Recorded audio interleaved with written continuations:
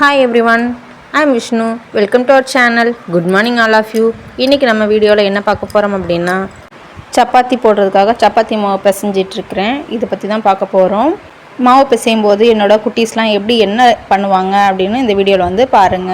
நான் இப்படி தான் மாவு தேய்ச்சிட்டு இருக்கும்போது ரெண்டு பேருமேவும் சுத்தி வந்துட்டு அம்மா நான் தேய்க்கேன்னு சொல்லிட்டு என் கூட வந்து நிப்பாங்க. அதனால ரெண்டு பேருமே நாங்க மூணு பேருமே சேர்ந்து ஷேர் பண்ணி தான் எல்லாமே பண்ணுவோம். ஒரு ஆள் தேய்ச்சி கொடுக்க உருட்டி கொடுக்க அப்படி சொல்லிட்டு ஒன்றா ஒருத்தருக்கா அவங்களுக்கு ஒரு விளையாட்டு மூடில் ஏதோ ஒரு ஆக்டிவிட்டி மாதிரி கூடயே நான் வந்து ஹெல்ப்புக்காக வச்சுக்கிடுவேன். நாம் வேலை பார்த்துட்ருக்கும்போது பிள்ளைங்கள தனியாக விடுறதுக்கு பயமாக இருக்கும். என்ன பண்ணுறாங்களோ தெரியலையே அப்படி சொல்லிட்டு மாறி அவங்கள செக் பண்ணணும். அவங்களோட தாட்ஸாகவே நமக்கு வந்து இருக்கும். அதனால் நம்மளை சுற்றி நம்ம கூடவே வச்சுக்கிட்டோம்னா அவங்க சேஃபாக இருக்கிறது நமக்கு தெரியும். நம்ம கண் முன்னாடியும் அவங்க விளையாடுற மாதிரியும் இருக்கும் இல்லையா? அதனால் பார்ப்பாங்க. என் கூடவே வச்சுக்கிடுவேன். அவங்களுக்கு இது ஒரு புதுசாக ஒரு ஆக்டிவிட்டி மாதிரியும் இருக்கும். அவங்களும் என் கூடயே சேர்ந்துட்டு மாவு பிசைய தேய்க்க அப்படிப்பாங்க. அதனால் கொஞ்சம் பாப்பா வேஸ்ட் பண்ணிடுவாளோ என்னமோன்னு சொல்லிட்டு கொஞ்சம் குயிக்காகவும் ஒர்க் வந்து முடிஞ்சிடும். அதனால் எதுவும் ப்ராப்ளம் கிடையாது. ஸ்கூல் லீவுக்கு வேறு எங்கேயுமே போகலை. இப்போதைக்கு அம்மா வீட்டில் தான் இருக்கிறோம். லைஃப்பில் எல்லாருக்குமே எல்லா நேரமே ஒன்று போல் ஸ்மூத்தாக போகும்னு சொல்லவே முடியாது. ஒரு கஷ்டம்னு ஒன்று வந்துச்சுன்னா நாம் அதை கடந்து வந்து தான் ஆகணும். இதுவும் கடந்து போகும் அப்படின்னு சொல்கிற மாதிரி இன்பம் துன்பம் எல்லாமே நம்ம கிராஸ் பண்ணி வந்துக்கிட்டே தான் இருக்கணும். ஒரு கஷ்டம் வருதுன்றதுனால எனக்கு ஏன் இப்படி இருக்குதுன்னு சொல்லிட்டு யாரும் ஃபீல் பண்ணவே கூடாது. அதை எப்படி ஹேண்டில் பண்ணி அதுலேருந்து நம்ம எப்படி வெளியில் வரணும், அதை எப்படி நம்ம கோத்ரூ பண்ணணும்னு தான் நம்ம பார்க்கணுமே தவிர நம்ம இப்படி இருக்குது நான் இப்படி இருக்குன்னு சொல்லி தன்னைத்தானே வருத்திக்க தான் கூடாது. எந்த ஒரு சூழ்நிலையுமே தன்னோட பொறுமையை வந்து இழக்காமல் நிதானமாக யோசித்து இப்படி பண்ணால் கரெக்டாக இருக்குமா அப்படி சொன்னால் கொஞ்சம் கஷ்டமாக தான் இருக்கும் நம்ம அதை ஹேண்டில் பண்ணுறதுக்கு. இருந்தாலுமே அந்த சுச்சுவேஷன்லேருந்து வெளியில் வர்றதுக்கு கொஞ்சம் பொறுமையாக நம்ம என்ன பண்ணணும் அப்படி சொல்லி கொஞ்சம் யோசித்து அந்த கஷ்டமான டேஸ்லாம் நாம் வந்து கடந்து வெளியில் வரணும். அச்சோ அவங்க நல்லா இருக்காங்க இவங்க நல்லா இருக்காங்க, கடவுள் ஏன் நமக்கு மட்டும் இப்படி பண்ணுறாங்க, நான் எல்லாமே நல்லது தானே பண்ணேன், ஏன் அவங்கெல்லாம் இப்படி இருக்காங்க அப்படி சொல்லி மட்டும் யோசிக்கவே கூடாது. எல்லாருக்குமே எல்லா சூழ்நிலையும் வரும். வெளியிலேருந்து பார்க்குறதுக்காக எல்லாருமே நல்லா இருக்கிற மாதிரி தான் தெரியுமே தவிர அவங்கவுங்க வாழ்க்கையிலையுமே ஒவ்வொரு கஷ்டம் வந்து கண்டிப்பாக இருக்கத்தான் செய்யும்.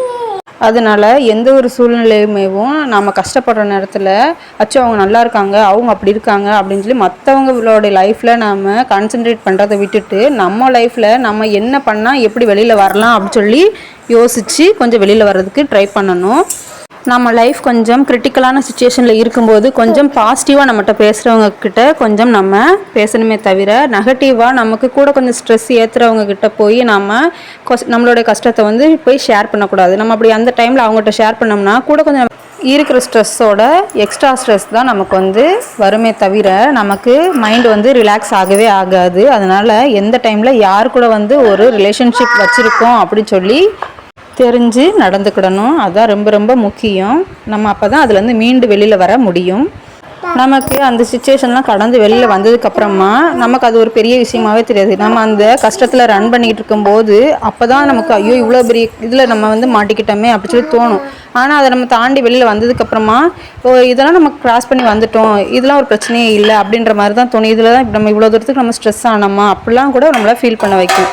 அதனால நம்ம இருக்கும்போது எந்த ஒரு ப்ராப்ளம் வந்தாலும் அதை நம்ம பெருசாக ஏற்றிக்கிட்டு மைண்டை ஸ்ட்ரெஸ் ஆக்கிக்கிட்டு அந்த மாதிரி இருக்கக்கூடாது.